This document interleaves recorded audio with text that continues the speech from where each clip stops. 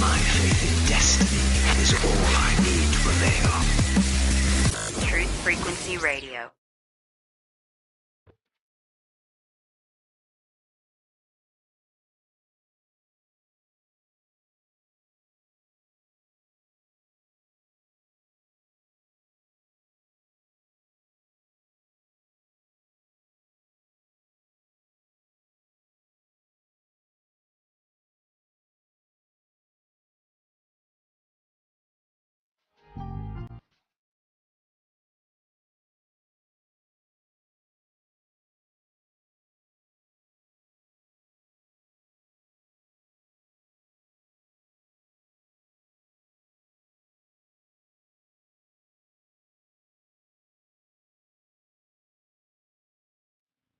What if all we thought we knew of truth was sequestered upon lies, carefully manufactured science, and craftily complicated algorithms meant undecipherable, tricked into denying common sense, visual observation, and orientation? We are led to obscure equation said to be answer for determining belief, and asked to discredit self-platitudes for ghostly assertions and scientifically established professional opinion. There is no curvature and no motion to the foundational earth, and yet most adamantly oppose even those experiments firmly rooted in evidentiary truth. Welcome, friends. I'm your host, Zen Garcia. This is Secrets Revealed. And I thank you for taking the time to join me this evening. And I'm really excited about bringing forth the information I have lined up for you today. It is definitely going to be a journey, so fasten your seatbelts because we're going deep down the rabbit hole. I want to give thanks really quick to Flatwater for the information that he's brought forth in a video that he did as far as what is truly at the North Pole. And I'm going to read some information from Mercator's letter to John Dee to set as foundation what we're going to be speaking about this evening. And then I'm going to bring forth several other sources and reference to establish what I consider to be a very profound truth. And it's most certainly not anything that is unique to my own research and study. There have been people over the past hundreds of years, even probably, as far as the biblical scriptures, thousands of years in advance of my coming to this revelation, that have shared and encoded it into books as obscure as the Book of Enoch, which just recently came back to light.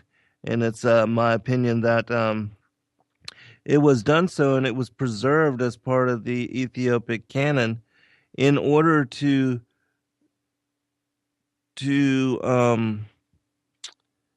administer and also to assist the whole awakening that is taking place, especially in connection to flat Earth. And so I'm really looking forward to sharing this information with you, and also into going into some of this source reference material.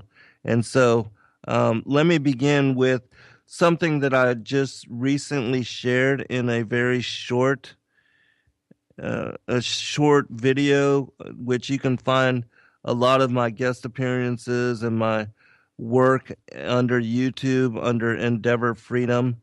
That's the name that I publish other radio broadcasts that I do, these as well as these guest appearances. And I just recently published a short 15-minute video talking about a couple of passages that I discovered in the book of Enoch, which um, I'm working on a follow-up to the 400-page release of my ninth book, The Flat Earth as Key to Decrypt the Book of Enoch, which those of you that know and have studied my work know that I decrypt by utilizing the flat earth as model for world, the book on the courses of the heavenly luminaries, which is like, I believe it's like 14 chapters in the book of Enoch,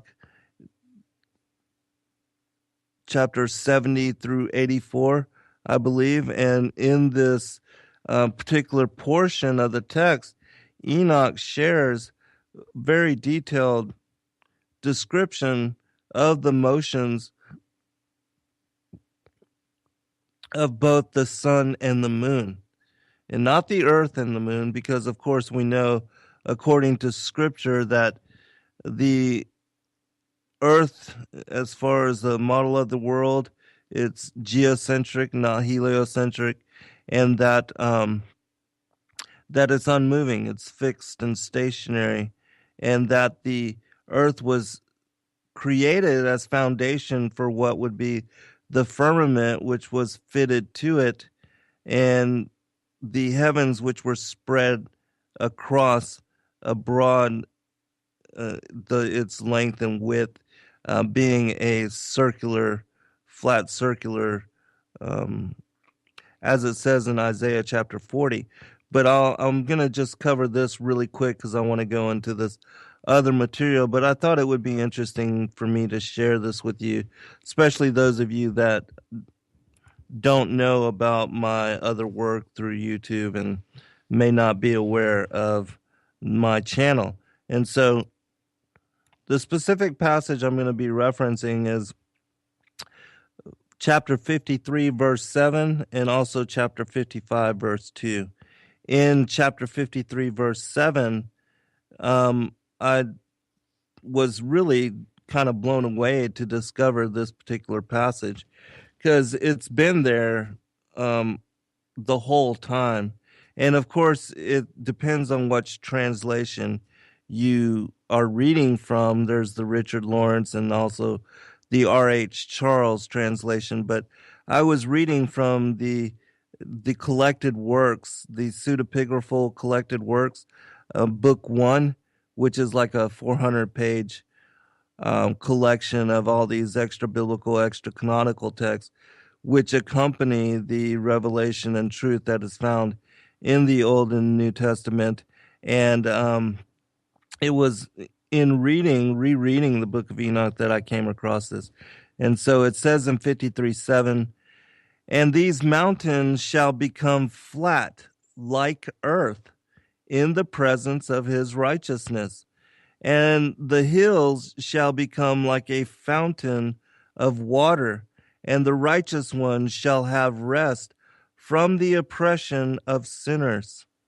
And so, you know, how much more plain can you get? The mountains shall become flat like earth in the presence of his righteousness. I mean, fascinating material. Chapter 55, verse 2. And Yahweh swore by his own great name that from henceforth he would not do as he had done to all who live upon the earth. And he said, I shall put up a sign in the heavens, and it shall become a symbol of faith between me and them forever, as long as heaven is above the earth, which in accordance with my command. And so the particular passage that I want to reference in chapter 55, verse 2 is, as long as heaven is above the earth, which is also connected to chapter 74 in the book of Enoch, where it says this, and the days Uriel showed me, the angel whom the Lord of glory appointed over all the luminaries of heaven, and in the world, that they might rule in the face of the sky, and appearing over the earth, become conductors of the days and nights, the sun, the moon, the stars, and all the ministers of heaven, which make their circuit with all the chariots of heaven. And so you can see how this fits above the earth, and also it connects to Psalms 19, which talks about the circuit of the sun, where it says that their line has gone out through all the earth, and their words to the end of the world. In them hath he set a tabernacle for the sun, which is as a bridegroom coming out of his chamber, and rejoiceth as a strong man to run a race. His going forth is from the end of the heaven, and his circuit unto the ends of it, and there is nothing hid from the heat thereof. Now, what makes me bring up these two particular passages, besides the one which specifically mentions the mountains becoming like the earth flat, is that over the holidays, I was also outside reading Ecclesiastes, chapter 1, in the book of Ecclesiastes. And I found a passage in there which also relates to Psalms 19. And after this particular passage, then I'm actually going to move into the other material. But I thought it would be really interesting to bring forth this material for you so that you can cite it and go and study it for yourself, because I know there's a lot of pastors recently that have come out against the flat earth. I'm not going to name any names, but there are a number of them, and they totally say this is unscriptural, but it's my opinion they haven't done any kind of a in-depth analysis or study of the scriptures, and because there's so much that otherwise could not be made sense of, such as, Joshua's long day and the sun going backwards on the sundial in Isaiah and Second Kings. But in Ecclesiastes, this particular passage fits with the circuit of the sun and the tabernacle of the sun mentioned in Psalm 19,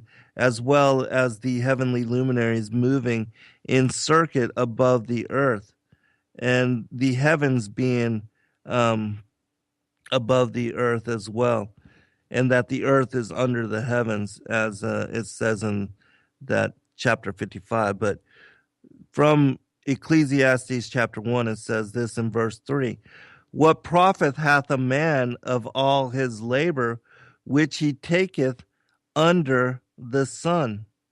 One generation passeth away, and another generation cometh, but the earth abideth forever. The sun also ariseth, and the sun goeth down, and hasteth to his place where he arose. And so again, the description of the sun having a circuit and moving, just as it says in Psalms 19, that it has a circuit and it's actually moving above the earth, and that the earth is below the heavens, as these particular passages reference. But I looked up I searched out under the sun in the King James Version of the Bible, and found that you can find it cited 29 times under the sun in the book of Ecclesiastes. And Solomon, who wrote the particular book, he speaks about how all is folly under the sun. And in a heliocentric worldview, where the earth is supposedly spinning, around the sun, and the sun is motionless in the center of the solar system, even though it's supposedly also orbiting some grand galactic center. The sun is to the side of the earth and not above it, as it says here, but according to the flat earth model, it fits absolutely perfect with that model and the description it found here in the scripture as well as in the book of Enoch, and that the sun indeed does move in circuit in clockwise fashion above the earth and around the Arctic, the polar regions. And so, if when somebody argues, because there are many, they're deniers, and they say the scriptures have no, support for the flat earth. Well, these are some things that you can bring forth. All right, we're going to go ahead and go into, because I know the show will, and I'm definitely going to be doing, I got so much information, a series on this, but I want to open this particular look into the paradise being located at the North Pole. By opening with an article you can find from Pravda, and I've posted it, I believe, at my fallenangels.tv website. But the name of the article, and you can search it out yourself, is Russian Scientist Finds Paradise at the North Pole, which is also in support of a book that was released in 1885, which also speaks about the same thing. And Kathy is actually going to share a link with you where you can download the text for yourself. And it's quite interesting reading. And I'm going to, at some point, bring out some of that information from that text, but not in this show, because there's more that I want to go into. And I actually ordered a hard copy of the text, and so I will be reading the book for myself. And as I do so, I'll highlight what I learned from it, and at that time I will share further information and revelation from it. But this particular article was published in 2006. It's a short article, but very informative, and so I'm going to just read it in whole. Doctor of Philosophy Valerie Diemen, a researcher of the Arctic region, maintains that Hyperborea, which we will be talking about that as well, the mythology and the lore connected to Hyperborea, which means beyond the Boreas, the north wind, a mythical land that the Greeks thought was located beyond Scythia, existed in reality. The legendary French scientist Jean-Sylvain Bailly attempted to prove the existence of Hyperborea a few centuries ago. Could you name any other scientists who also made a lot of effort trying to shed some light on the mystery of Hyperborea? Yes, there were many of them. Not only the geographers and historians worked on the problem, the linguists also made several contributions. The rector of the University of Boston, William Warren, published a book titled Paradise Found at the North Pole in the late 19th century. It was 1885, if I'm correct. In total, there were 11 editions of the book. Warren analyzed a large number of spoken stories and legends relating to paradise on earth, Eden. According to him, all the information contained therein stems from vague recollections of some ancient, perfect land that lay somewhere in the Arctic region. Now, think about, as a side note, think about the Genesis creation story and how it talks about the Garden of Eden, which in my book, my fourth book, Lucifer, Father of Cain, I talk about the differences between paradise, which is found at the third heaven, and the Garden of Eden. Because paradise is where Adam and Eve had fallen from, and were exiled, banished from. And the Garden of Eden is where they ended up being placed after they were cast out. And they were, located in a place called the Cave of Treasures, which, according to the mythology and the stories that I'm going to be sharing, the Cave of Treasures is was located somewhere near the top initially, near either on what is referenced as Meru, or the magnetic mountain Sumeru, which is also referenced as Olympus, and also the mountain of God, which is cited in Ezekiel chapter 28, where Lucifer says that he's going to um, exalt himself above the stars of God, and the throne of the Most High, which also is spoken of in Revelation, and in other places in Ezekiel, not only 28 but chapter 1. And so I'm going to share all that with you as well, but I'm going to go through this article. But just to give you something to think about as I read through this article. What exactly are we talking about? Which part of the world should we be looking at? I believe we should be looking for the traces of that civilization in Eurasia and American Arctic regions, in the islands and archipelagos of the Arctic oceans. At the bottom of some seas, lakes, and rivers, it's worthy of notice that Russia has the largest number of locations and artifacts that could bear relevance to Hyperborea. Some of the above have already drawn attention of specialists, others are yet to be discovered. Active exploration is currently underway in the Kola Peninsula, in the island of Vygok, in Karelia, Ural Mountains, West Siberia, Caucasia, Yakutia, and a few other regions. There are good prospects for conducting research in Franz Josef Land, Tamir, and Yamal. The geographic term Hyperborean platform is a technical use. Scientists keep discussing the platform's dynamics in order to find out the reasons why it sank to the bottom of the ocean. A side note here as well.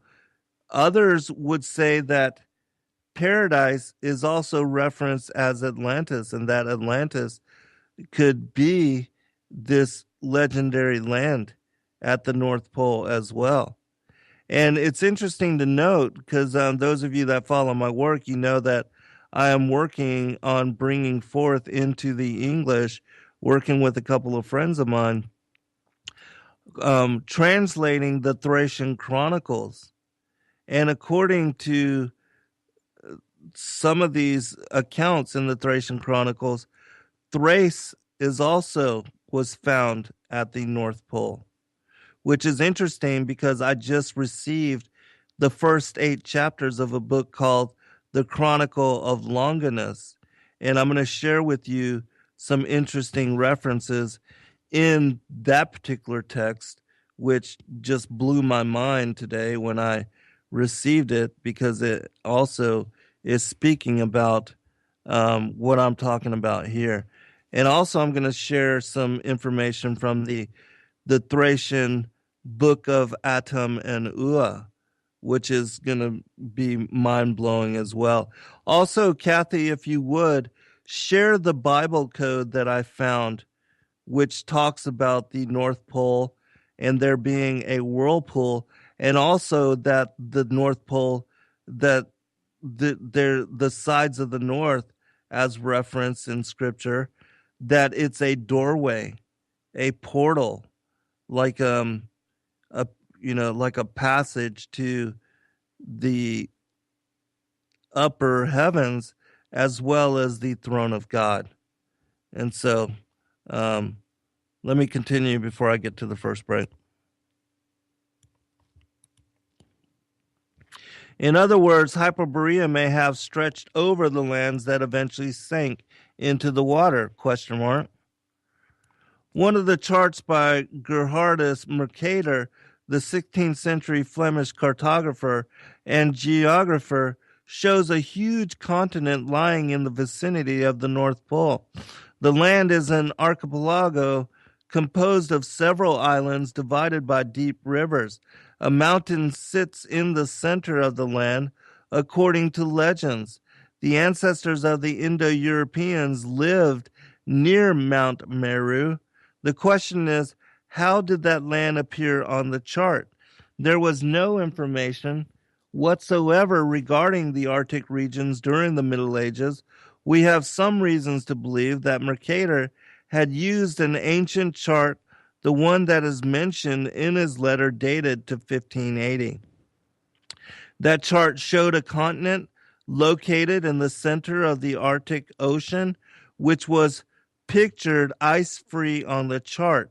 Mercator's chart seems to be based on the ancient chart. You can look up the Mercator projection map, and you'll see that he shows this what is called the Black Mountain. It's a lodestone mountain, a magnetic mountain, and it was said to be as tall as where the moon is above the earth. All right, we'll be right back. Welcome back, everybody. I'm going to finish up with this particular article just to set the stage for the rest of the show. And then I'm going to go into some of the Mercator testimony and then cover the other sources and references, which also link to and will highlight the information that I'm sharing right now. It says this: assuming that the ancient cartographic information was available for the chosen ones in days of old, has anybody tried to search for Hyperborea in the Arctic region? Quote, some of our compatriots participated in the quest for Hyperborea. The Russian Empress Catherine II got some information of the ancient mythical land near the Arctic Circle via the Freemasons. Catherine II organized 2 expeditions with the help of Michael Lomonosov. She signed a secret decree on May 4th, 1764. The official documents indicated that the expedition, headed by Admiral Vasily Shikogov, had been dispatched to Spitsbergen to inspect the location for the renewal of whaling and fishing out there. However, the endeavor is referred to as an expedition bound for the North Pole in the memoirs of Shikogov's son. The master was ordered to open an envelope with detailed instruction only after his vessel had made for the open sea. According to instructions, the vessel was to head into the direction of the North Pole. Those instructions were penned by Lomonosov. Unfortunately, the expedition couldn't break through the thick ice and had to turn back. Why was Catherine II so interested in finding Hyperborea? I believe that Catherine, not unlike a few other kings and queens, was enchanted by the prospects of discovering the elixir of eternal youth, which is said to have been invented by the Hyperboreans. Pliny and Herodotus, as well as Virgil and Cicero, reported that people in the land of Hyperborea lived to the age of 1,000 and enjoyed lives of complete happiness. We shouldn't forget that the empress was a woman. All right, I would also state that Adam through Noah, the first 10 generations, that they also lived these very expanded lifespans. Adam lived 930 years. I believe the longest, as far as the lifespan, was Methuselah, and that he lived 977 years, if I'm correct. But anyways, I'm going to read just a little bit about Hyperborea, because it was said to be surrounded and encircled by the ocean, Oceanus. And there's some images out there which show paradise being, again, located in the north with this magnetic mountain and a whirlpool that is sucking all of these four rivers, and it flows into what is the subterranean regions of the earth, and that these subterranean regions of the earth are divided into the place of for the righteous, Abraham's bosom, and also the place of the wicked. And that these two chambers, some say that it's more than two chambers, but that these were the places where the souls of the dead go in order to be housed in waiting for judgment. And that there's a gulf, the Arturian lake, which divides them and keeps the wicked and the righteous separated. All right, a little bit about Hyperborea, and then we're going to go into some of this other information. Hyperborea was usually described as a continent-bound land bordered by the great earth, encircling river Oceanus to the north and the great peaks of the mythical Riparian Mountains to the south. Its main river was the Eridanus, which flowed south, drawing its waters directly from the ocean stream. The shores of the stream were lined by amber-bearing poplar trees, and its waters inhabited by flocks of white swans. Blessed with eternal spring, the land producing 2 crops of grain per year, but most of the country was wild, covered with rich and beautiful forests, the garden of Apollyon, which is interesting because there's also mention, if you think about the shape and visualize how it was that Atlantis was said to be 10 rings, that it was a ring of land and a ring of ocean, a ring of land and a ring of ocean, till it branched out into 10 portions, 5 of land and 5 of ocean. And so these concentric rings are said to be possibly the oceans which are surrounding this northern land, and that these 4 rivers which are cited in Genesis, that these are the 4 rivers which empty into this indwelling sea and also to this particular whirlpool, which, for those of you that have looked up and pulled up the Bible code that I was able to find, there's mention again of the North Pole, a whirlpool, that this was a portal, a gate, a doorway, which, finding all of these terms in one particular matrix is interesting in of itself.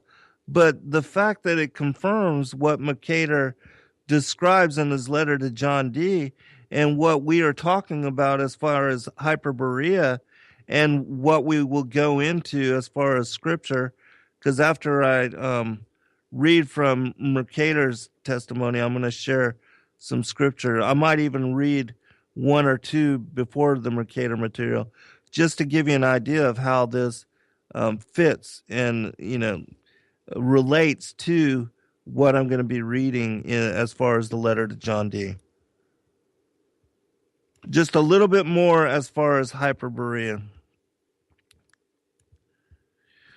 To the south, the realm was guarded by the bitterly cold peaks of the near impassable Riparian Mountains. This was the home of Boreas, god of the north wind, whose chill breath brought winter to all the lands to the south. Scythia, Thrace, Istria, Celtica, Italy, and Greece, the peaks of the mountains were also the home of griffins, eagle lions, and its valleys were inhabited by the fierce, one-eyed Armispoia tribe. Directly to the south lay Pitorphorus, a desolate snow-covered land cursed by eternal winter. And when I go into the mythologies of some of the lands of the north, it speaks about how this land was protected from destruction, and that is why the Hyperboreans were able to live very long lives. But there's also mention of a race of pygmies that lived there, and it's also interesting that Mercator speaks about these beings in his particular discussion as well. All right, just a little bit more. The land appears in several myths. The first of these was the story of Phaeton, the boy who tried to fly the chariot of the sun, but lost control and was struck down by Zeus with a thunderbolt. His flaming body fell into the Hyperborean river Eridanos, where his mourning sisters, the Heliades, gathered and were transformed into amber-shedding poplar trees. Another thing about this particular area is you will find the mention of these trees, and there's also the world tree Yggdrasil, and the mention of, as far as paradise, it describes the tree of the life and the tree of the knowledge of good and evil. There's also a reference to this in Revelation chapter 2, verse 7, where it says, "He that hath an ear, let him hear what the Spirit saith unto the churches. To him that overcometh will I give to eat of the tree of life, which is in the midst of the paradise of God." And so I'll be talking about the differences between paradise and the Garden of Eden when I elaborate on this, but let me continue with this particular information. I'm actually going to skip down because I don't want to run out of time. And so just a little bit about the northern lands. The first continent is known as the imperishable sacred land. It is the most mysterious of the 7 continents. It is said to be located in the region of the North Pole. This sacred land is stated never to have shared the fate of the other continents because it is the only one whose destiny it is to last from the beginning to the end of the Maravantara. Throughout each round, it is the cradle of the first man and the dwelling of the last divine mortal, chosen as a schista for the future seed of humanity. Another thing that is spoken about is that when New Jerusalem descends, that this is the place that it will descend. And it also speaks about in some of the passages that I've found that Jerusalem, the city of truth, which is Jerus, and Salam means the city of peace, that it is actually also referencing the North Pole, which is interesting according to some of the other material that I will share. Just a little bit more. Of this mysterious and sacred land, very little can be said except perhaps according to a poetical expression in one of the commentaries that the pole star has its watchful eye upon it from the dawn to the close of the twilight of a day of the great breath. Also, that, as I was saying before we went to the first break, this mountain is supposed to be so high, and this is where at the top of it, the throne of God is, and that, we have the reference in Isaiah chapter 66 as that the earth is the footstool of the Most High God. Well, many say, even like in these other passages and descriptions of the sacred mountain Meru or the sacred mountain Moriah, Olympus, that God or the gods live at the top of it. Now, what is interesting to me when I bring out some of these other passages is that it also references that the Elohim are there with the Most High, surrounding him as he sits on the throne of God. And so, both would be correct, even though we know that gods with little g, that they are nothing more than the angels of the Most High. All right, just a little bit more about this sacred land, and then I'm going to go into reading the Mercator text, because that is truly fascinating material. The first continent surrounded and included the North Pole and extended somewhat southwards from the pole in 7 different zones, like the leaves of a lotus. These zones included Greenland, Spitsbergen, Sweden, Norway, and Siberia, together with other former land areas in the far north that have since been submerged. The central locality of the first continent was right at the North Pole, which is cited by Helena Blavatsky in some of her writings.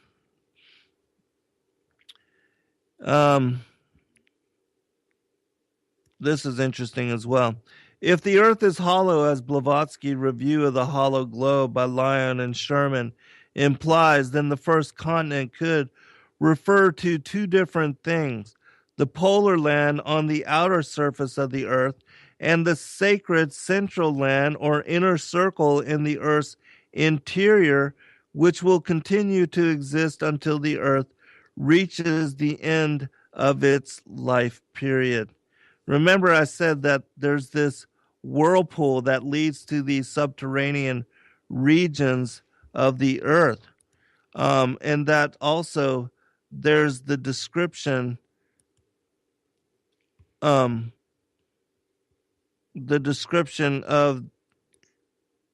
Sheol as being in the interior of the earth. I'm going to read a passage from Plato describing the concentric circles found in Atlantis, which again is speculation that this could be the polar northern regions. Poseidon fell in love with her and had intercourse with her, and breaking the ground enclosed the hill in which she dwelt all round, making alternate zones of sea and land, larger and smaller, encircling one another. There were 2 of land and 3 of water, which he turned as with a lathe out of the center of the island, equidistant every way, so that no man could get to the island, for ships and voyages were not yet heard of. Speaking of Poseidon, which those of you that study Sumerian mythology, is Enki, and Enlil would be that of Zeus. And, again, it says that Poseidon fell in love with Clito, and that she was an earthling, and that, just like, sort of like with the Fallen Watchers, that the story was repeated way back in previous times. All right. One more thing as far as Shambhala, because it is also spoken about. I just want to share a dream and just a little bit about Shambhala, also the same thing. But it's interesting that some of the mythology of Shambhala speaks about and references the Antichrist or the release of giants, and also that the Nagas, these dragon-like reptilian beings, that they protect Shambhala and that they live there. And there's a passage in the Cave of Treasures, which I have shared in my fourth book, which talks about 39 giant tribes being locked up in the place of the north during Alexander's time, and that they would be released at a later date. Maybe over the next break, I'll see if I can find that passage and share it with you. It's quite interesting as well. It is prophesied that a future king of Shambhala will come with a great army to free the world from the barbarism and tyranny, and will usher in a golden age. Similarly, the Hindu Puranas say that a future world redeemer will come out of Shambhala. Interesting, huh? It is regarded in most esoteric traditions as the true center of the plane, as the world's spiritual powerhouse and the heartland of a brotherhood of adepts from every race and country who have been influential in every major religion, every scientific advance, and every social movement in history. All right, here's the dream, and then we'll go to the Mercator text. Birnbaum once had a dream of going with a guide to the North Pole. As they approached the pole, the air became warmer and the snow covered thinner until there was only grassy tundra, flowers, and a balmy breeze. Finally, they came to a round pond with a small island that had a pole right at the center. He turned to his guide and protested, "But this is impossible. This can't be the North Pole. There's supposed to be ice and snow up here." The guide merely pointed at the island and said with a smile, "There's the pole." Birnbaum related his dream to Lama Shopia Trikin Rinpoche, who remarked, "That may have been the entrance to Shambhala." All right, we're going to go into the Mercator text because we're almost to the next break. It's interesting that Mercator also describes King Arthur as being one that had sought these northern realms. So to open the discussion of Mercator's, the description of the northern realms to John Dee, it says this. In a previous paper, the present writer described the efforts of John Dee to reform the map of Northeast Asia as recorded in his volume of Great and Rich Discoveries. The final chapter of this manuscript has the following title: that all these northern isles and septentrional parts are lawfully appropriated to the crown of the British Empire, and the terrible adventure and great loss of the British people and other of King Arthur and his subjects perishing about the first discovery thereof, and the placing of colonies in the same isles and regions by the same King Arthur, and an entire and general description of all the parts of the world within 12 degrees of the North Pole, and somewhat more. But in spite of this promising summary of what was to come, we find only a short account of how Dee set to work to collect information, followed by a transcript of the brief and disjointed notes sent to him by Mercator. These notes are made even more difficult to follow by the fact that Dee's manuscript has been badly damaged by fire, so that there are many lacunae. Yet the notes, partly in Old Dutch and partly in Latin, are of great interest, and so an attempt has been made to render their meaning by a rather free translation. But as will appear, they raise new anew several problems which still defy solution and which will be discussed at the end of the transcript. All right, I'm going to go ahead and go into this. As I said, this is from 1577. All right. Familiarly, and the chief pith of this chapter will testify the honest and philosophical regards that he had of my earnest and request to him, inasmuch as speedily he returned the very principal authority whereupon fashioned unto us that strange plat of the septernal lands. It says this: to the most famous Dr. John Dee, his master and most esteemed patron, at Montrec on the Thames near London, with these 3 enclosures. There's a few lines missing.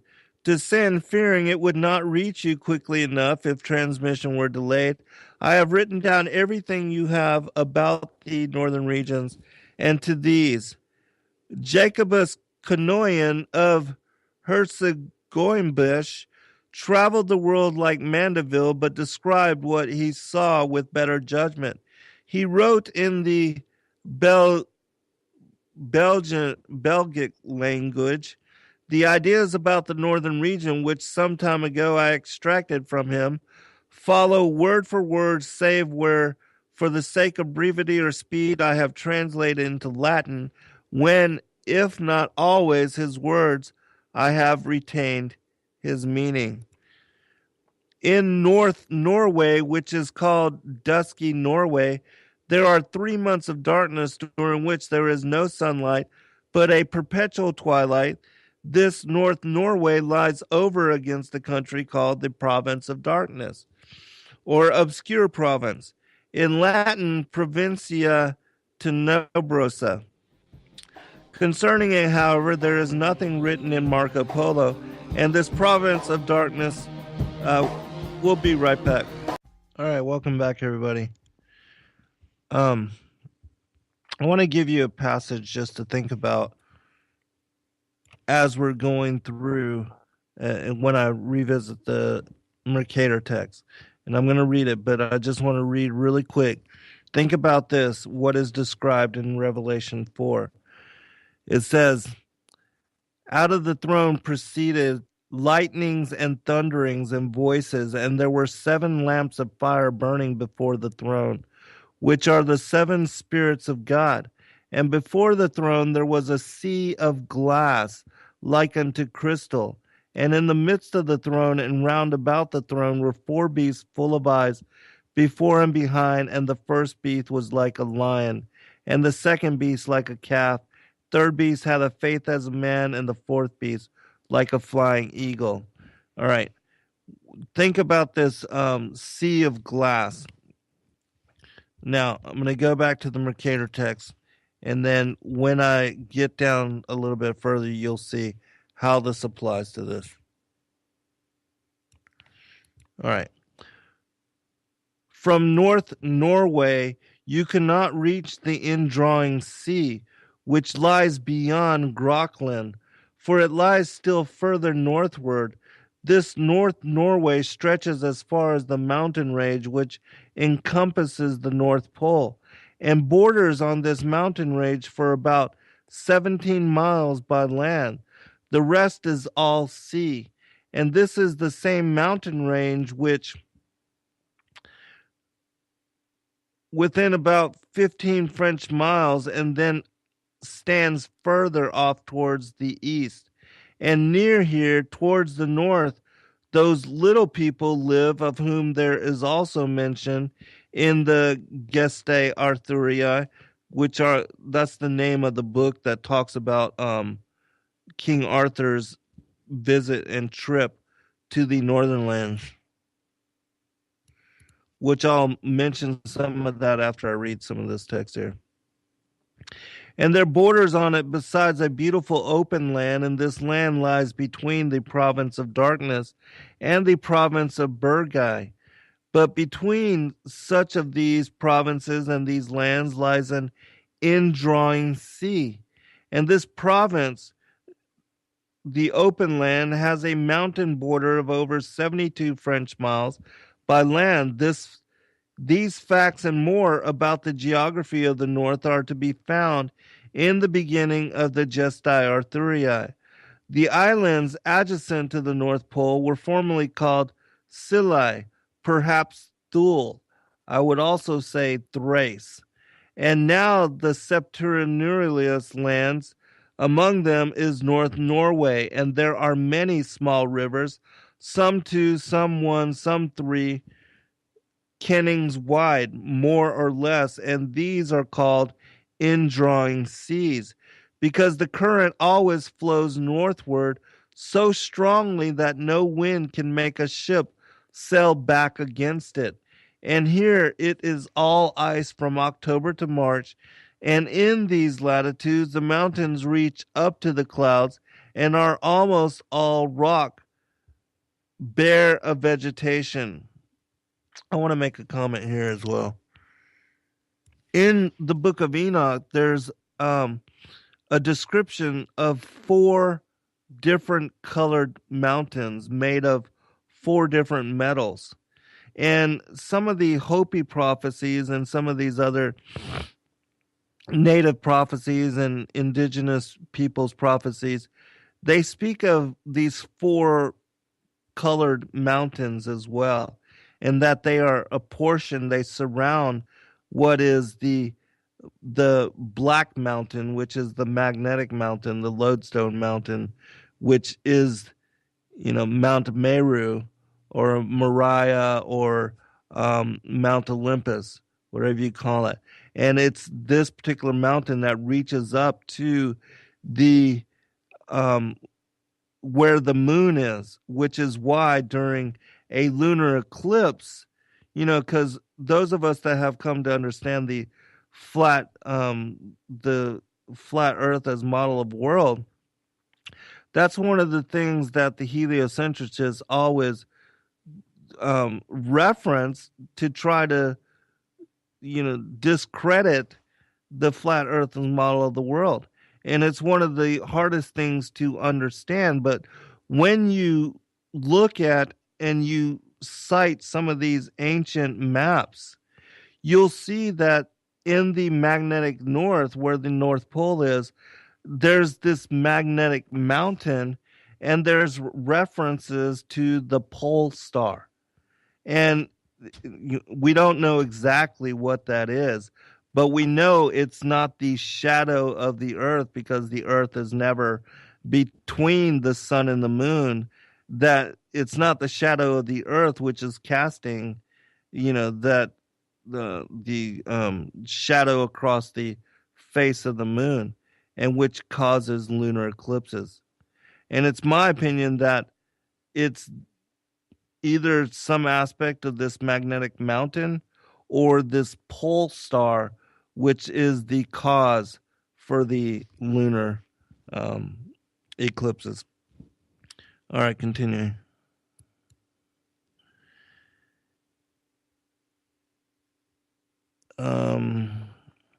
And here it is all ice from October to March, and in these latitudes the mountains reach up to the clouds. See, the mountains reach up to the clouds and are almost all rock, bare of vegetation, and it is almost always misty and dull weather, and it is well known that beyond 70 or 78 degrees latitude there is no human habitation. Moreover, the 78th parallel goes in a circle round the Arctic pole in the form of a high mountain range. Part of the army of King Arthur, which conquered the northern islands and made them subject to him, and we read that nearly 4,000 persons entered the indrawing seas who never returned, but in AD 1364, 8 of these people came to the king's court in Norway. Among them were 2 priests, one of whom had an astrolabe, who was descended in the 5th generation from a Bruxellanus. One, I say, the 8 were sprung from those who had penetrated the northern regions in the first ship.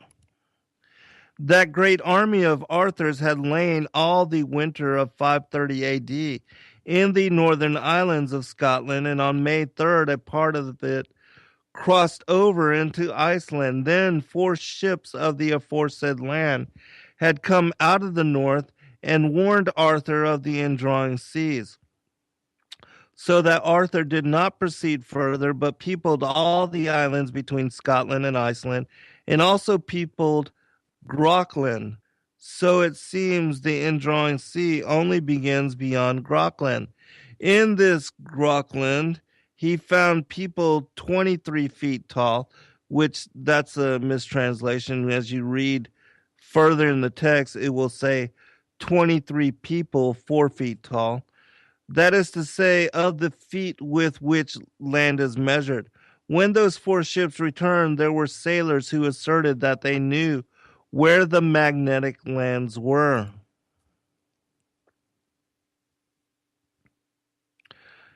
Arthur afterwards put on board a fleet of 12 ships, about 1,800 men and about 400 women. They sailed northwards on May 3rd in the year following that in which the former ships had departed.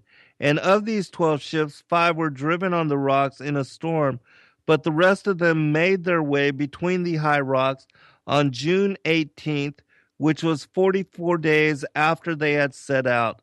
More precisely, perhaps, some of them made their way.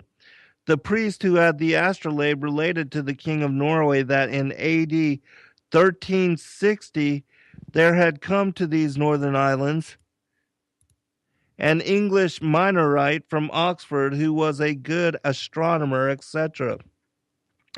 Leaving the rest of the party who had come to the islands, he journeyed further through the whole of the north, etc., and put into writing all the wonders of those islands, and gave the King of England this book, which he called in Latin Inventio Fortunata, which book began at the last climate, that is to say, latitude 54 degrees, continuing to the pole.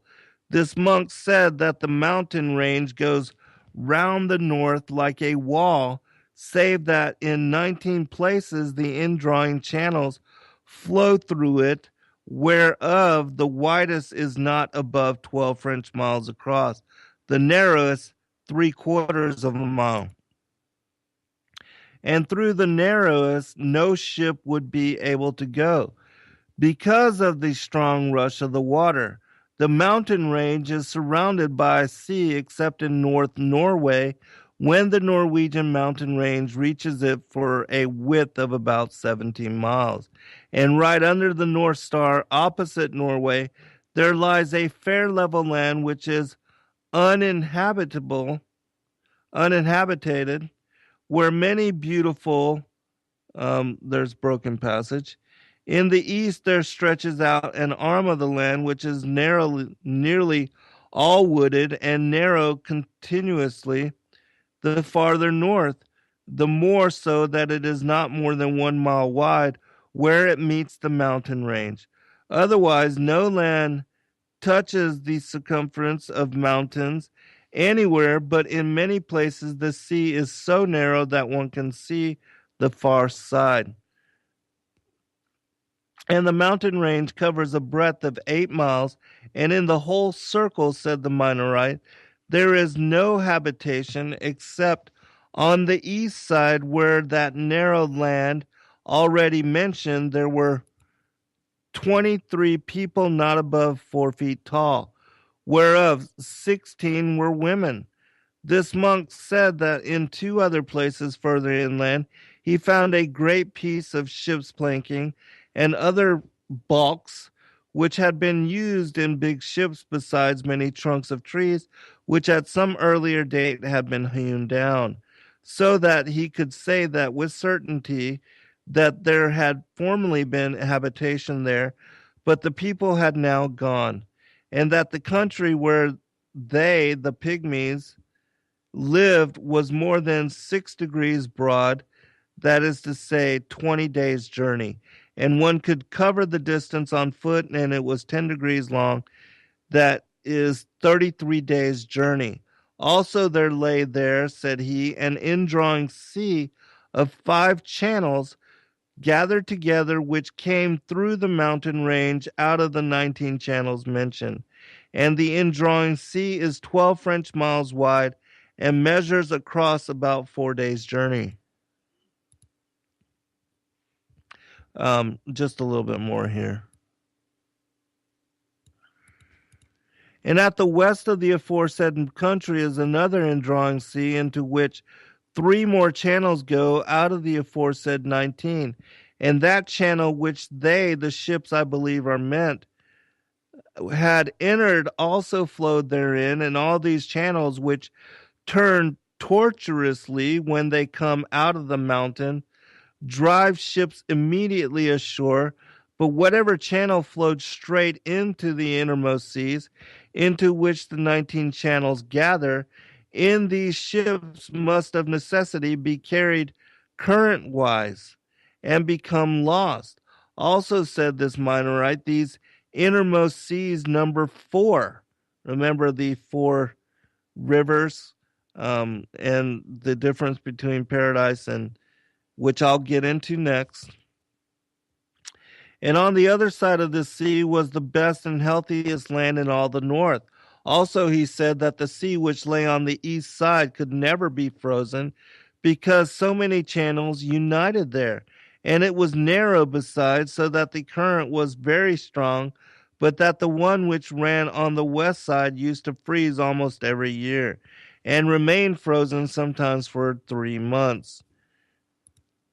And that the land he had seen no signs of habitation, but in a country which lay to the north opposite it, he had recognized planks of ships and tree trunks.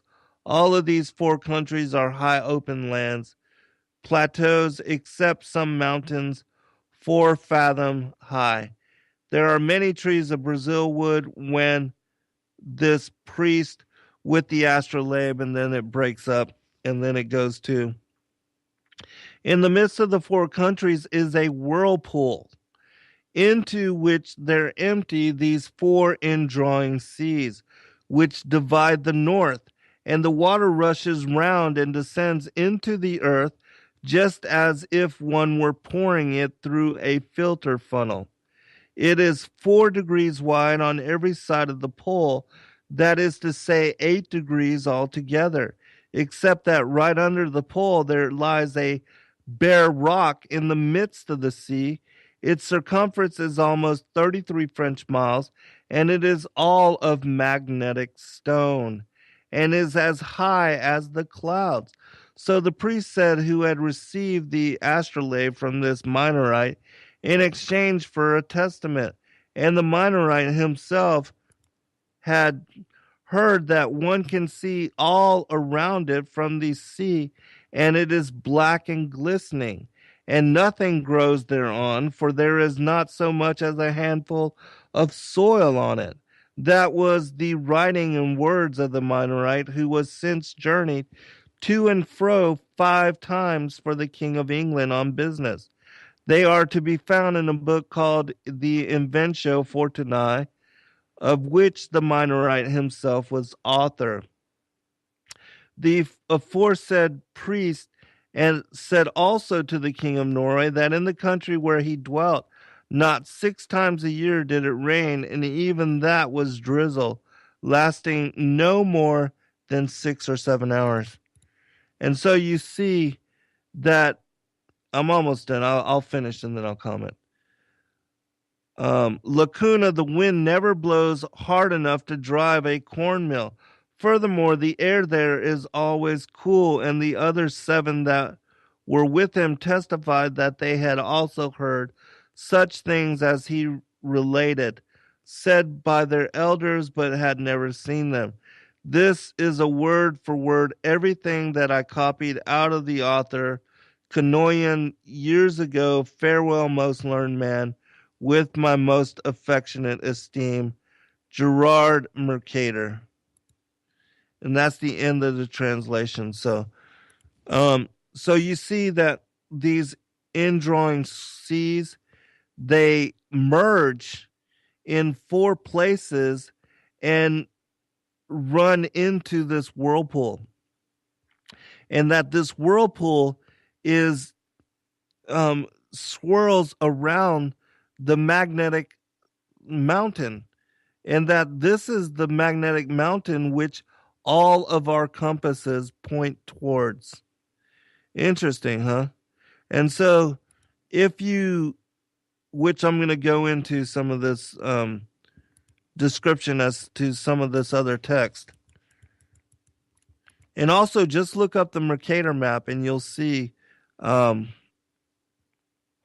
the image that he's drawn, because he just fixed this particular map before he died in 1984 is when, I mean, not 1984, 1584 is when he passed away. And it was right before then that he was able to complete this map. Now, if you look up and find the full text of what I'm reading from, it's 15 pages long. And I only read from the Mercator testimony to John Dee. I didn't read all the commentary, which, you can read that for yourself. I want to get into some of this other material. And as I had stated earlier, I'm going to be doing a follow up to this particular show, and probably a couple other shows on this information, because, as I said, I got so much, and it's going to take me a little while to bring all of this forth. All right. Let me go back to what I was talking about as far as the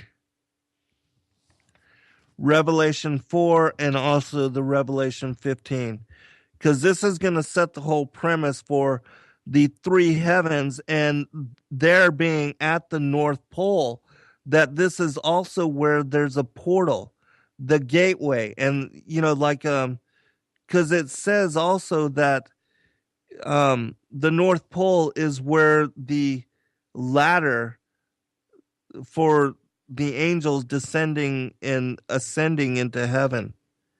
And that, this is also the place where the mountain of God, that this Meru, Moriah, Olympus, this magnetic mountain, this is the mountain of God, which is mentioned in this. You'll see it mentioned in this particular, in some of these texts, and I'll go ahead and read from them because I know we're going to run out of time. All right, let me finish Revelation 4 first.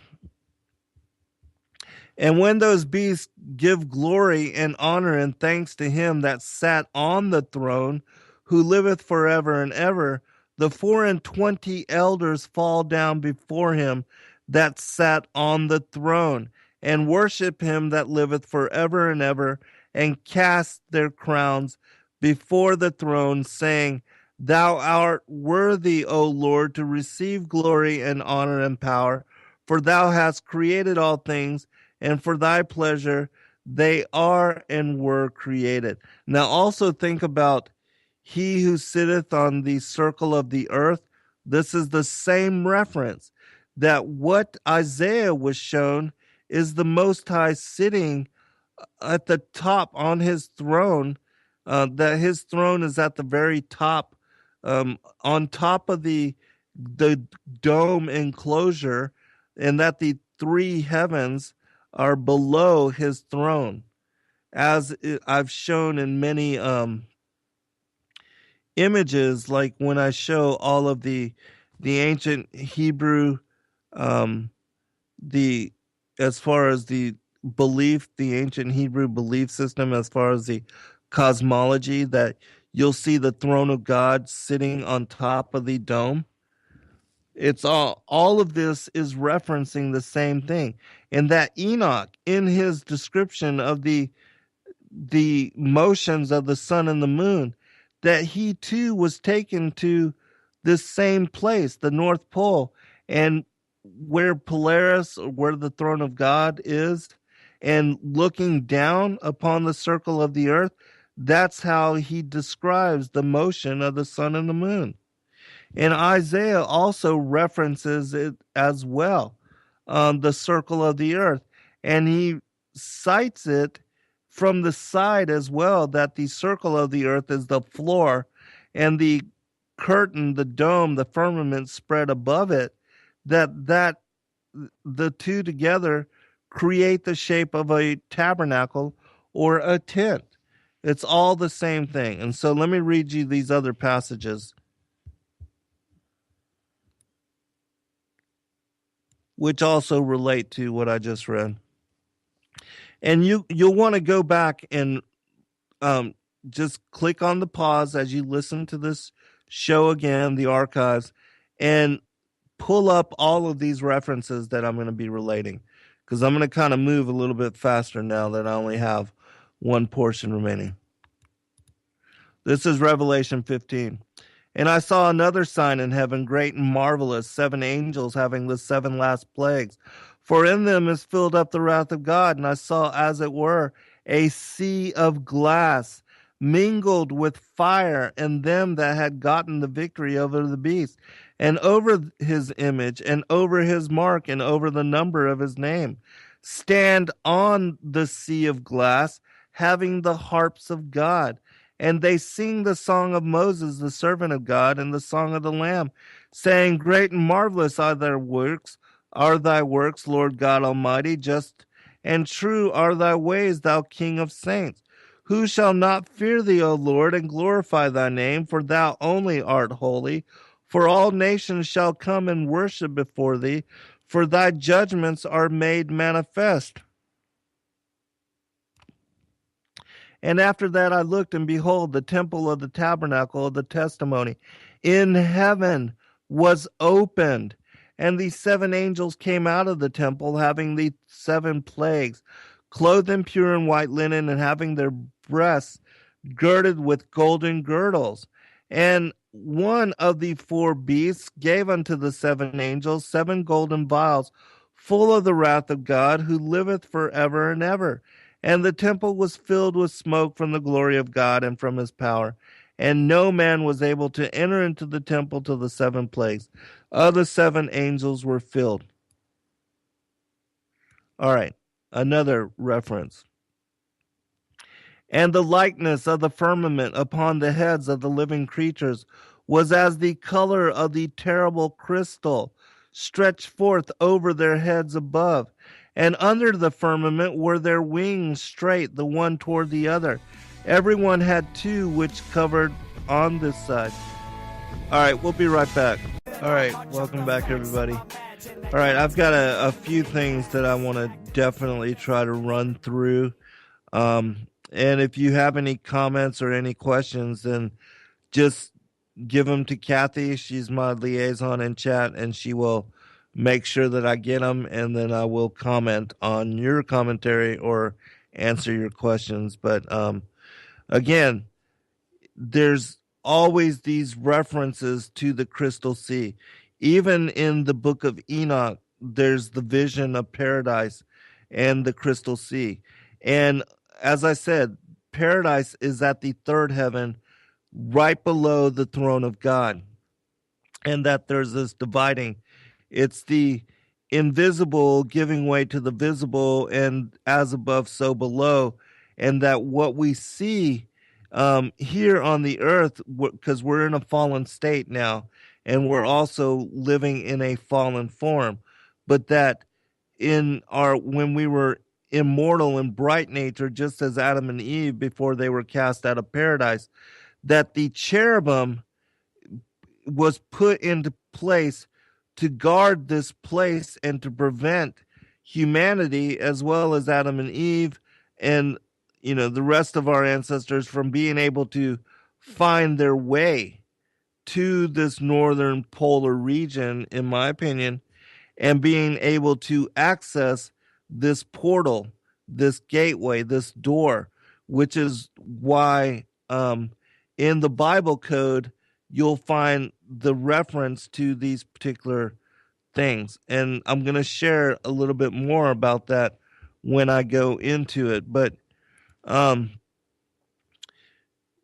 go to Ezekiel chapter 2, and this is where I'm reading about this right here. I'm going to read just a little bit more. And above the firmament that was over their heads was the likeness of a throne, as the appearance of a sapphire stone. And upon the likeness of the throne was the likeness as the appearance of a man above upon it. And I saw as the color of amber, as the appearance of fire round about within it. From the appearance of his loins even upward, and from the appearance of his loins even downward, I saw as it were the appearance of fire, and it had brightness round about, as the appearance of the bow that in the cloud in the day of rain. So was the appearance of the brightness round about. This was the appearance of the likeness of the glory of the Lord. And when I saw it, I fell upon my face, and I heard a voice of one that spake. And so you'll see the same thing: the throne of God, the crystal sea, the fire surrounding, the appearance of sapphire.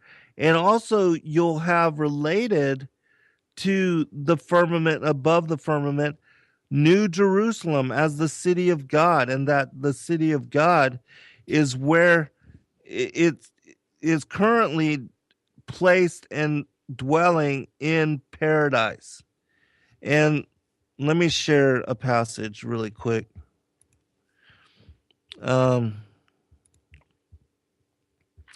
It says this: and there were by the banks of the river trees planted full of different fruits. And I looked toward the rising of the sun, and I saw there trees of great size, full of fruits, and that land was more brilliant than silver and gold, and there were vines growing on those date palms, and myriads of shoots and myriads of clusters on each branch. And I said to the archangel, "What is this, my Lord?" And he said to me, "This is the Archerusian lake, and within it the city of God. All are not permitted to enter into it, except whosoever shall repent of his sins. And as soon as he shall repent and alter his life, he is delivered to Michael, and they cast him into the Archerusian lake. And then he brings him in the city of God, near the righteous." And I wondered and blessed God at all that I saw. And the angel said to me, "Follow me, that I may bring thee into the city of God and into its light." And its light was greater than the light of the world, and greater than gold, and walls encircled it. And the length and the breadth of it were 100 stadia. And I saw 12 gates exceedingly ornamented, leading into the city, and 4 rivers encircled it, flowing with milk and honey and oil and wine. And I looked, and I saw in the midst of the city an altar, great and very lofty, and there was one standing near the altar, whose face shone like the sun, and he had in his hands a psaltery and a harp, and he sung the Alleluia delightfully, and his voice filled the city. And after these things the angel said to me, "Behold, thou hast seen all the torments.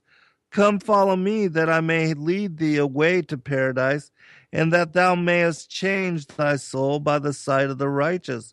For many desire to salute thee." And he took me by an impulse to the Spirit, and brought me into paradise. And he said to me, "This is paradise where Adam and Eve transgressed." And I saw there a beautiful tree of great size, on which the Holy Spirit rested, and from the root of it there came forth all manner of most sweet-smelling water, parting into 4 channels. And I said to the angel, "My Lord, what is this tree that there comes forth from it great abundance of this water? And where does it go?" And he answered and said to me, "Before the heaven and the earth existed, He divided into 4 kingdoms and heads, of which the names are the Pison, the Gihon, Tigris, and Euphrates. And having again taken hold of me by the hand, he led me near the tree of the knowledge of good and evil, and he says to me, this is the tree by means of which death came into the world. And Adam took of the fruit of it from his wife and ate, and thereafter they were cast out hence. And he showed me another, the tree of life, and said to me, this is the cherubim and the flaming sword guard. That's from the vision of Paul. One other description of paradise, and then a couple other things I want to share from the Thracian Chronicles. And those men took me thence and led me up to the 3rd heaven and placed me there. And I looked downwards and saw the produce of these places, such as has never been known for goodness. And I saw all the sweet flowering trees and beheld their fruits, which were sweet smelling, and all the foods borne by them bubbling with fragrant exaltation. And in the midst of the trees, that of life, in that place whereon the Lord rests when he goes up into paradise.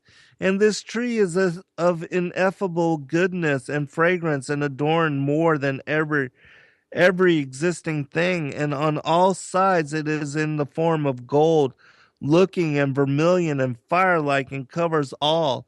And it has produce from all fruits. Its root is in the garden of the earth's end, and paradise is between corruptibility and incorruptibility. And 2 springs come out of which send forth honey and milk, and their springs send forth oil and wine, and they separate into 4 parts, and go round with quiet course, and go down into the paradise of Eden between corruptibility and incorruptibility. And thence they go forth along the earth and have a revolution to their circle, even as other elements. And here there is no unfruitful tree, and every place is blessed. And there are 300 angels very bright, who keep the garden, and with incessant sweet singing and never silent voices serve the Lord throughout all their days and hours. And so the throne, remember, is surrounded by the choir of angels, and the cherubim is placed there as guard to keep people from being able to enter into paradise. And so it's my opinion that the North Pole is where we find the ladder to heaven, and that Mount Meru or Mount Moriah or Mount Olympus, whatever you want to call it, Atlantis, Paradise, Thrace, Thule, that they are all the same thing.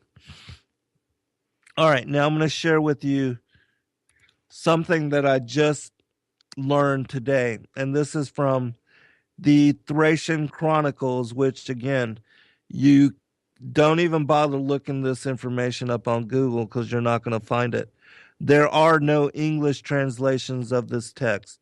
Me and my friends, we are working to bring forth the first English translations and release of the Thracian Chronicles to the Western English-speaking world.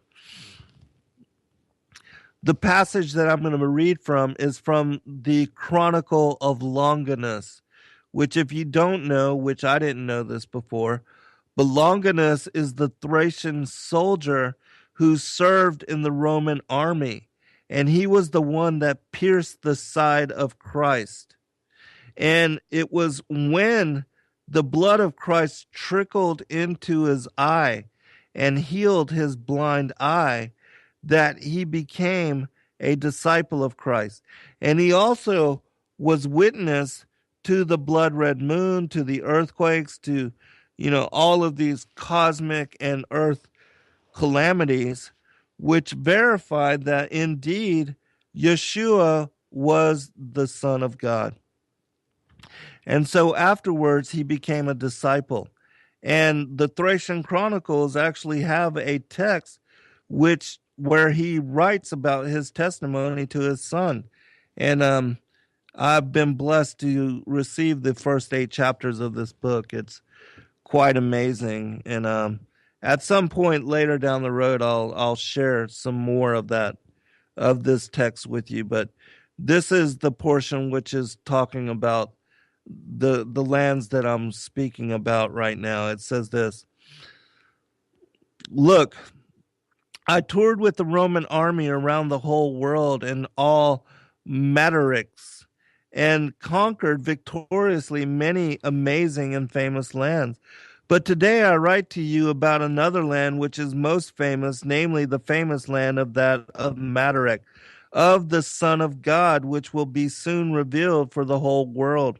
So the worthy human sons and daughters may go in and go out from it and live there till they will populate it once and for all, like all the rest of the Matarix in the world. This Mataric is that land of dreams, the desired land, which in antiquity was populated by men and women of God before they visited today's known world. And while it was close to our world, there were still chosen travelers who crossed between it and the present day world. Then came the old flood and separated the worlds, and the earthly waters detached the Matarix from the other Matarix, like the islands are detached. But the heavenly tables landed far away from the first Mataric, therefore they were totally lost. Some wise men used to say that the first Mataric rose up to heaven because humans were guilty and had fallen forever from the first Eden. If this was the case or not, only God knows, but it is written somewhere that during many years in deep antiquity and younger times, many travelers came again across this island. Nobody knows how or why, but it happened during unknown periods through seas, airs, waters, and lands, and wrote down secret words which would be understood only by the worthy and dedicated people. They told about the lands of the island which they saw, about the cities and the wonders, and about other great secrets that they experienced there. All right, now I'm going to share something else. This is from a different text called the Thracian Chronicles, the Book of Atum and Ua, which is the book of Adam and Eve in Thrace. I also have to say this, that the Thracians predated the Sumerians by 2,000 years. And their language is also similar to the ancient hieroglyphics.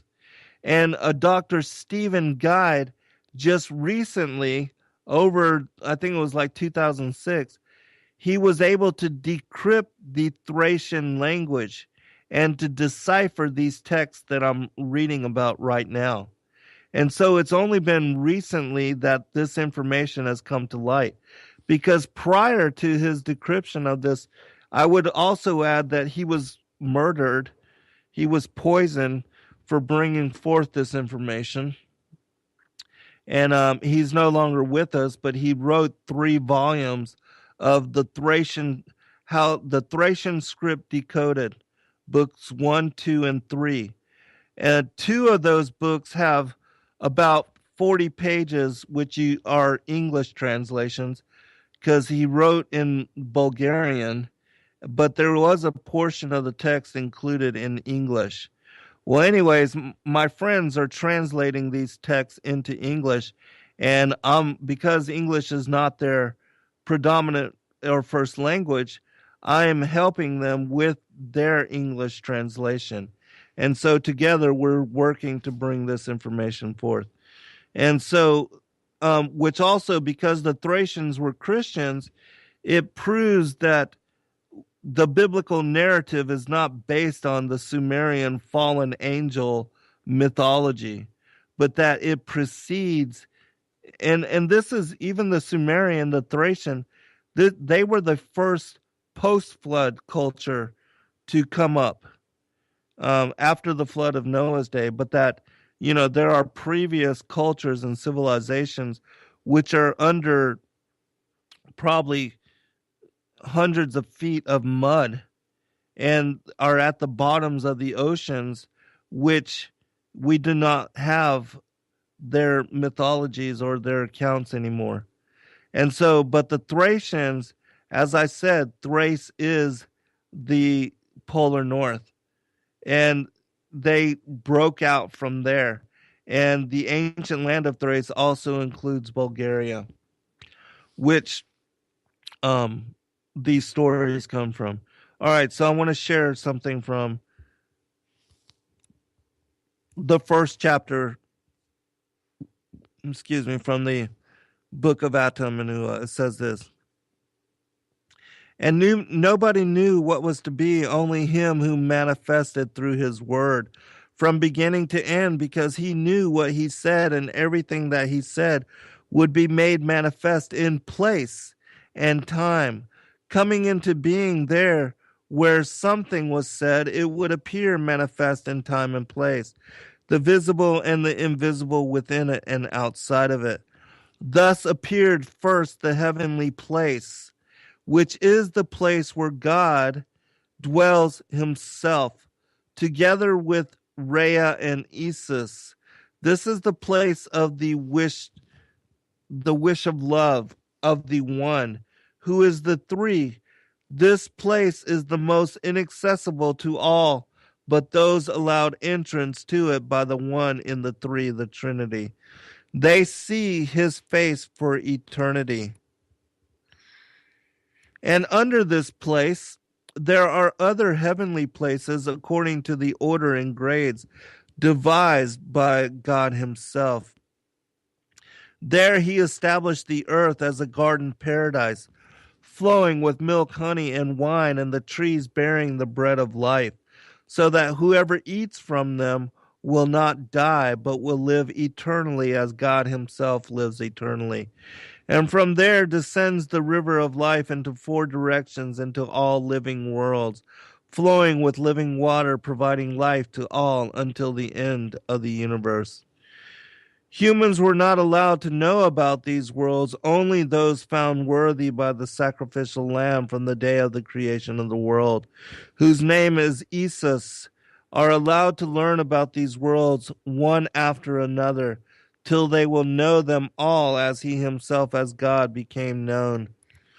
And they will live together with Isis for eternity in the bosom of the Father and in the womb of the Holy Mother Spirit. All right, one last thing. And all these worlds begin in God's city, which is the city of truth, Jerusalem, and the city of peace, namely Salem. Blessed are those who are worthy of God's Lamb, who will be allowed to pass through his gates, because nothing unclean can pass through, nor a mortal who commits sin. All right, a couple other things really quick. For the Orphics, the island of Electrus, the seat of the gods, lies under the pole star in the furthest waters of Tethys. The Mandean Gnostics believed that an ideal earth and an earth of light, peopled by a divine race of supernatural humans, was situated in the north and separated from our world by a high mountain of ice. Let me see if I can share just another couple things with you. In Revelation 2:7, it says this. He that hath an ear, let him hear what the Spirit saith unto the churches. To him that overcometh will I give to eat of the tree of life, which is in the midst of the paradise of God. I'm probably going to run out of time, so I think I should probably just share commentary, and I will pick this up. But also another thing which I didn't have time to get to is that the tree of the knowledge of good and evil is described in the Thracian Chronicles as being a portal, as being a doorway, a gateway, and that when Adam and Eve ate from this tree of the knowledge of good and evil, they went into the hollow of the tree.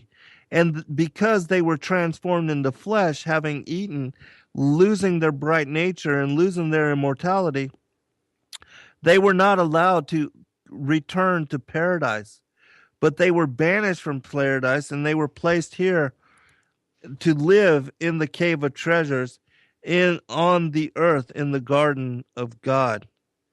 And so this is the difference. And in the next show that I do, I'll elaborate on the difference between paradise and the Garden of Eden.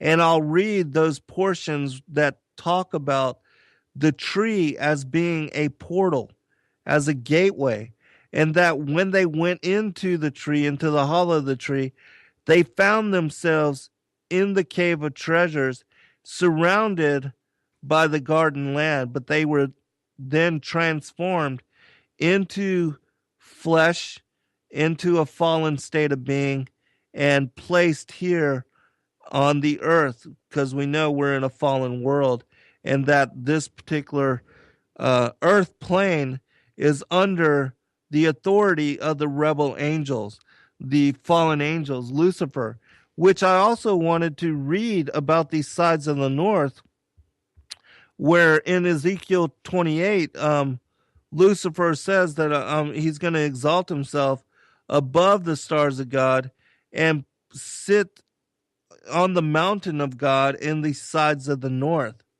And when I didn't even get a chance to go into all that material, but there's so much material that talks about how New Jerusalem is also in the sides of the north. And this is also the sides of the north is in Job 26, where it says that the earth is hung upon nothing. The reason being is because this is where this area of the earth is where it descends, and this whirlpool descends into the subterranean regions of the earth, down into Sheol in Abraham's bosom, where it is split apart and separated by this Arturian lake. And so we'll pick it up. If it's not next week, I might have a guest. Depends. The Morgul is going to join us at some point, either next week or the week after. Well, actually, the week following the week after. On January 23rd, Fritz Springmeier is going to join us to discuss just his latest revelations and the information that he is coming to knowledge to. I will do several more shows on the flat earth, but also know that I will be covering other secrets revealed from not only the enmity between the two bloodlines, the wheat and the tares, the serpent seed and the seed of the woman, and how it connects to the elites, the globalists, the transnationalists, and also to we as the masses, what are referenced as the useless eaters by the globalists. And I'll also cover other things like pre-existence, predestination. There's so much information I have for you. God bless all. Good night. We are TFR. My faith in destiny is all I need to prevail. Truth Frequency Radio.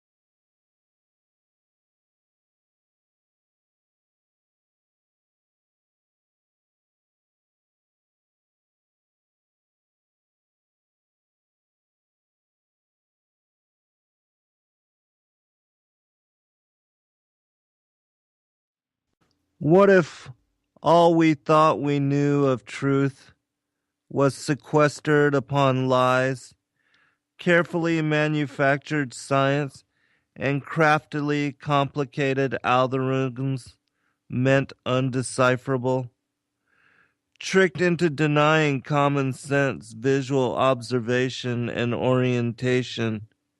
We are led to obscure equation said to be answer for determining belief, and asked to discredit self-platitudes for ghostly assertions and scientifically established professional opinion. There is no curvature and no motion to the foundational earth, and yet most adamantly oppose even those experiments firmly rooted in evidentiary truth. Welcome, friends. I'm your host, Zen Garcia. This is Secrets Revealed. And I thank you for taking the time to join me this evening. And I'm really excited about bringing forth the information I have lined up for you today. It is definitely going to be a journey, so fasten your seatbelts because we're going deep down the rabbit hole. I want to give thanks really quick to Flatwater for the information that he's brought forth in a video that he did as far as what is truly at the North Pole. And I'm going to read some information from Mercator's letter to John Dee to set as foundation what we're going to be speaking about this evening. And then I'm going to bring forth several other sources and reference to establish what I consider to be a very profound truth. And it's most certainly not anything that is unique to my own research and study. There have been people over the past hundreds of years, even probably, as far as the biblical scriptures, thousands of years in advance of my coming to this revelation, that have shared and encoded it into books as obscure as the Book of Enoch, which just recently came back to light. And it's my opinion that it was done so, and it was preserved as part of the Ethiopic canon in order to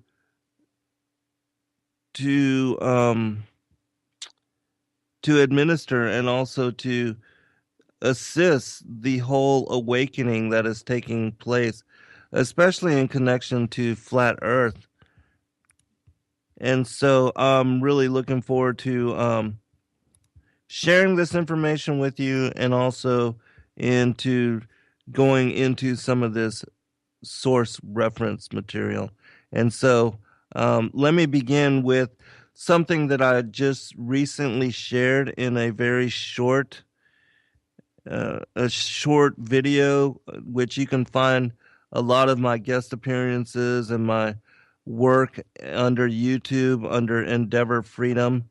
That's the name that I publish other radio broadcasts that I do, these as well as these guest appearances. And I just recently published a short 15-minute video talking about a couple of passages that I discovered in the Book of Enoch, which I'm working on a follow-up to the 400-page release of my 9th book, The Flat Earth as Key to Decrypt the Book of Enoch, which those of you that know and have studied my work know that I decrypt by utilizing the flat Earth as model for world, the book on the courses of the heavenly luminaries, which is like, I believe it's like 14 chapters in the Book of Enoch. Chapter 1 in the Book of Ecclesiastes. And I found a passage in there which also relates to Psalms 19. And after this particular passage, then I'm actually going to move into the other material. But I thought it would be really interesting to bring forth this material for you so that you can cite it and go and study it for yourself, because I know there's a lot of pastors recently that have come out against the flat earth. I'm not going to name any names, but there are a number of them, and they totally say this is unscriptural, but it's my opinion they haven't done any kind of a in-depth analysis or study of the scriptures, and because there's so much that otherwise could not be made sense of, such as Joshua's long day and the sun going backwards on the sundial in Isaiah and Second Kings. But in Ecclesiastes, this particular passage fits with the circuit of the sun and the tabernacle of the sun mentioned in Psalm 19, as well as the heavenly luminaries moving in circuit above the earth, and the heavens being above the earth as well, and that the earth is under the heavens, as it says in that chapter 55. But from Ecclesiastes chapter 1, it says this in verse 3: What profit hath a man of all his labor which he taketh under the sun? One generation passeth away, and another generation cometh, but the earth abideth forever. The sun also ariseth, and the sun goeth down, and hasteth to his place where he arose. And so again, the description of the sun having a circuit and moving, just as it says in Psalms 19, that it has a circuit and it's actually moving above the earth, and that the earth is below the heavens, as these particular passages reference. But I looked up I searched out under the sun in the King James Version of the Bible and found that you can find it cited 29 times, under the sun, in the book of Ecclesiastes. And Solomon, who wrote chapters 70 through 84, I believe, and in this particular portion of the text, Enoch shares very detailed description of the motions of both the sun and the moon, and not the earth and the moon, because of course we know, according to scripture, that the earth, as far as the model of the world, it's geocentric, not heliocentric, and that it's unmoving, it's fixed and stationary, and that the earth was created as foundation for what would be the firmament, which was fitted to it, and the heavens, which were spread across a broad its length and width, being a flat circular, as it says in Isaiah chapter 40.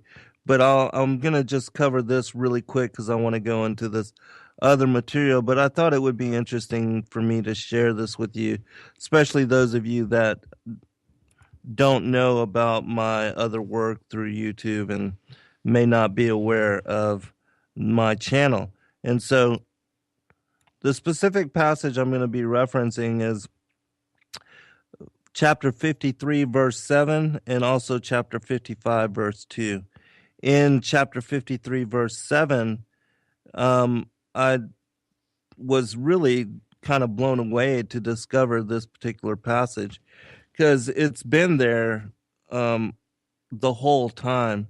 And of course, it depends on which translation you are reading from. There's the Richard Lawrence and also the R.H. Charles translation. But I was reading from the collected works, the pseudepigraphal collected works, book 1, which is like a 400-page collection of all these extra biblical, extra canonical texts, which accompany the revelation and truth that is found in the Old and New Testament. And it was in rereading the book of Enoch that I came across this.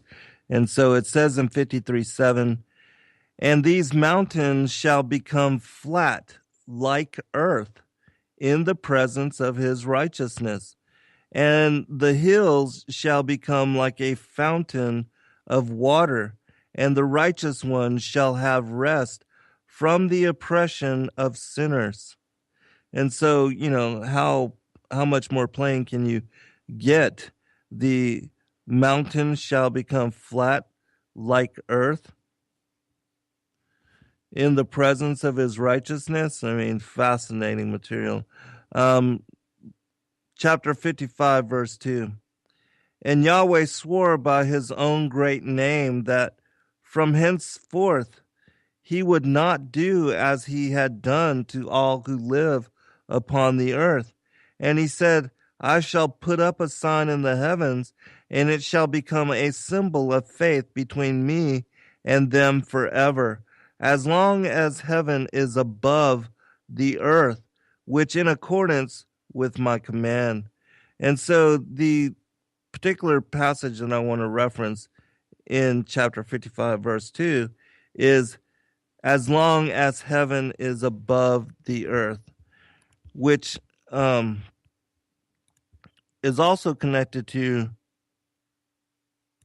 chapter 74 in the book of Enoch, where it says this, and the days Uriel showed me, the angel whom the Lord of glory appointed over all the luminaries of heaven, and in the world, that they might rule in the face of the sky, and appearing over the earth, become conductors of the days and nights, the sun, the moon, the stars, and all the ministers of heaven, which make their circuit with all the chariots of heaven.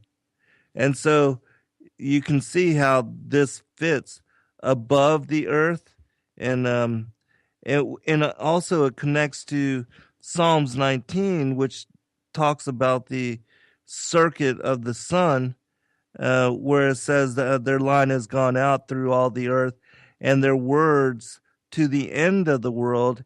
In them hath he set a tabernacle for the sun, which is as a bridegroom coming out of his chamber, and rejoiceth as a strong man to run a race. His going forth is from the end of the heaven, and his circuit unto the ends of it, and there is nothing hid from the heat thereof. Now, what makes me bring up these two particular passages, besides the one which specifically mentions the mountains becoming like the earth flat, is that over the holidays, I was also outside reading Ecclesiastes